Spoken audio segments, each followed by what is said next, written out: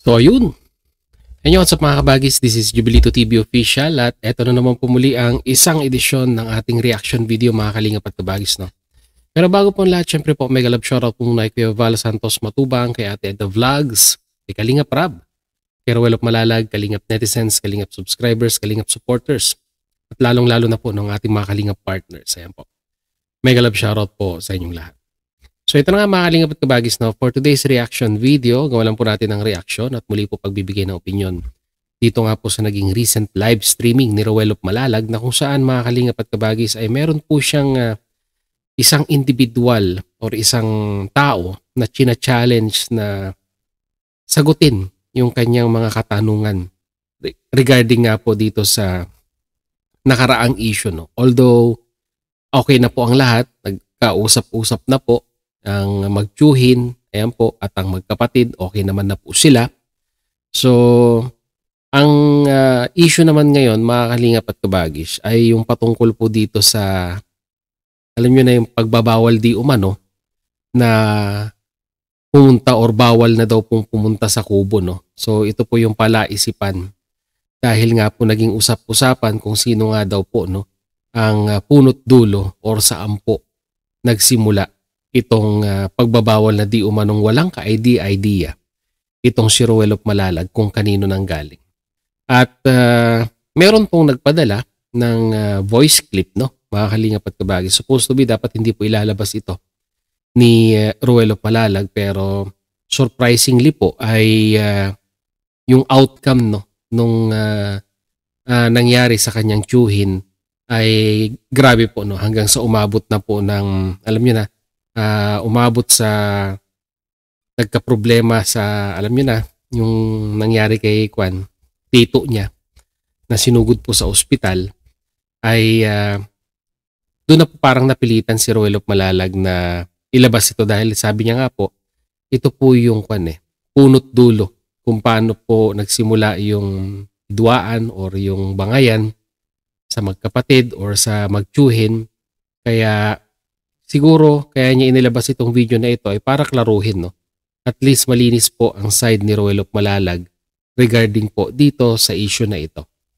So pasintabi po mga kalingap at kabagis dahil po ang mapapakinggan po nating voice clip, no, or voice message ay siguro po ay magiging familiar po sa inyo ang boses, although hindi ko rin po papangalanan kung sino po itong kalingap partners na ito na tinutukoy po dito po sa voice message na ito. Ay sa tingin ko po, no, kung matagal na po kayong sumusubaybay sa mga kalingap partners natin ay kilala nyo po ito, makikilala nyo po ito mga kalingap at kabagis. So without further ado, gaya ng dati, simulan na po natin ito mga kalingap at kabagis. Narito po yun. Okay.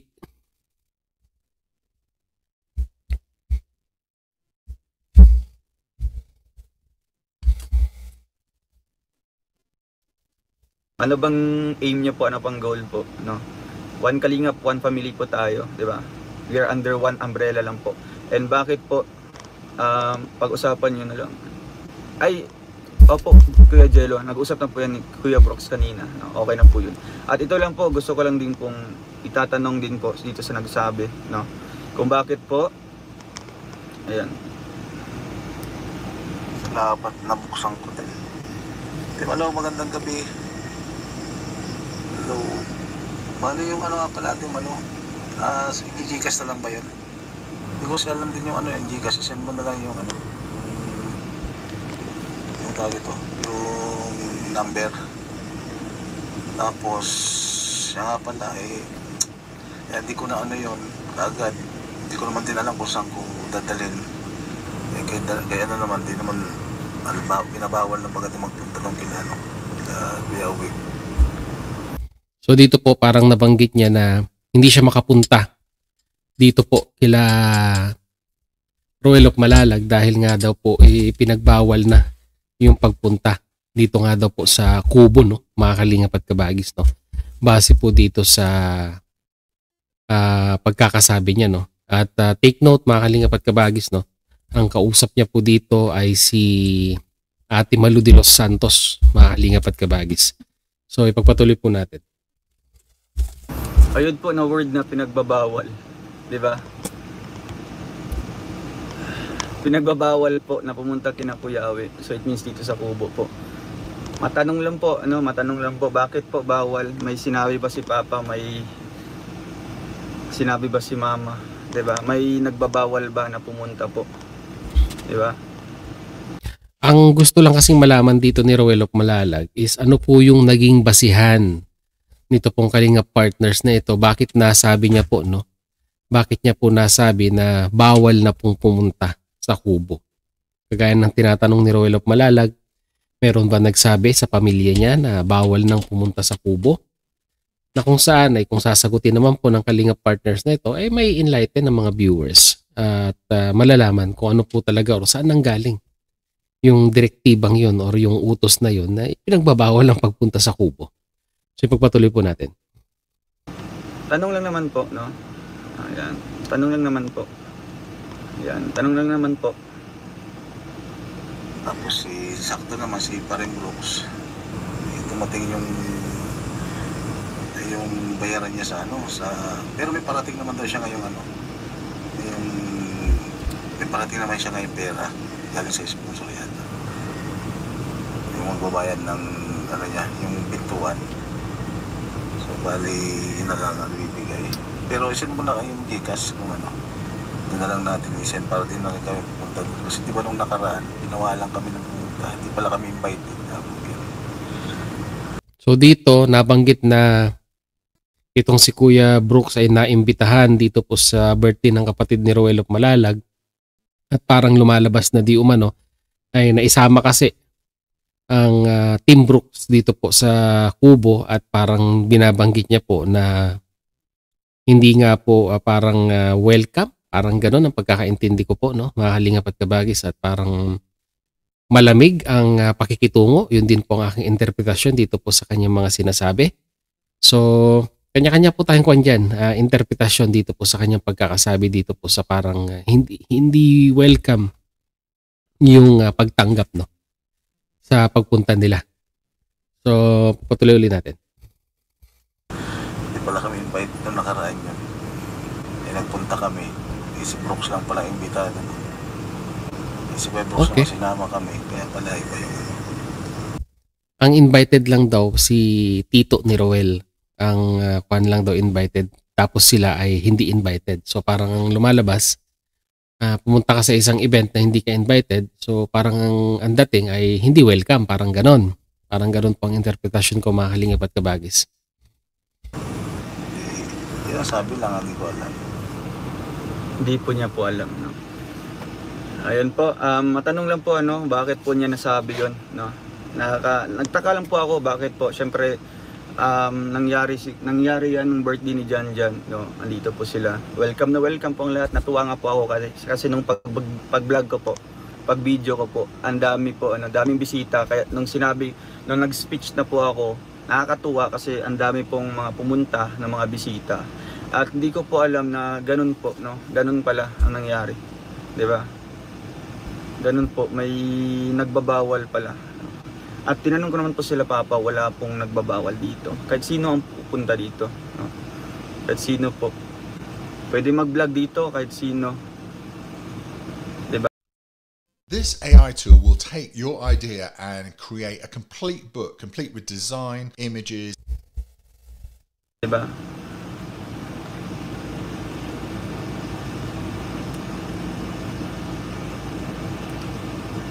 Di ba? Bakit po nasabi niya 'yun, di ba?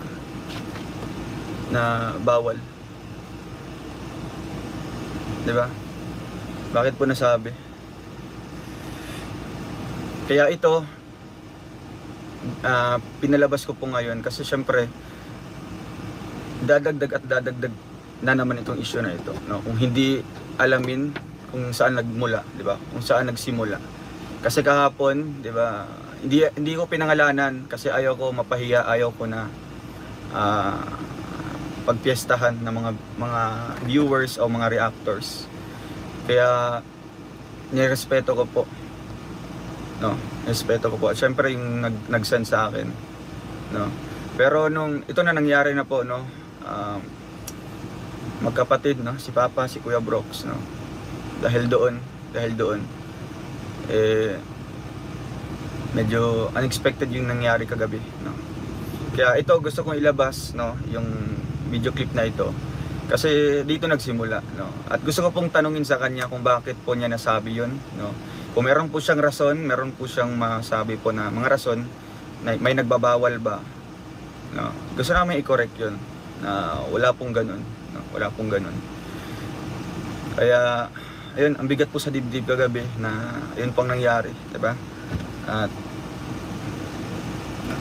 sinabihan pang basto si Papa, diba? Nakakasakit, siyempre, Papa ko yan, diba?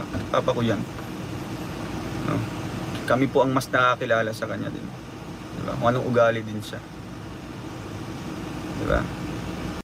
So yun ang mga kalingap at kabagis, no? Napakalinaw naman po ng gustong mangyari ni Dodong Roel regarding po dito sa pinalabas niyang audio clip na kung saan di umano ay nanggaling din mismo sa isang kalingap partners na kung saan ay nababanggit niya nga daw po na parang bawal nang pumunta sa kubo, and at the same time ay parang hindi na welcome dito po sa nangyaring birthday ng kapatid ni Roel of Malalag dahil po parang lumalabas na hindi sila na welcome, no? Kumbaga parang yung atmosphere nung sila po ay pumunta doon po sa event na yon ay parang not most welcome, parang ganon.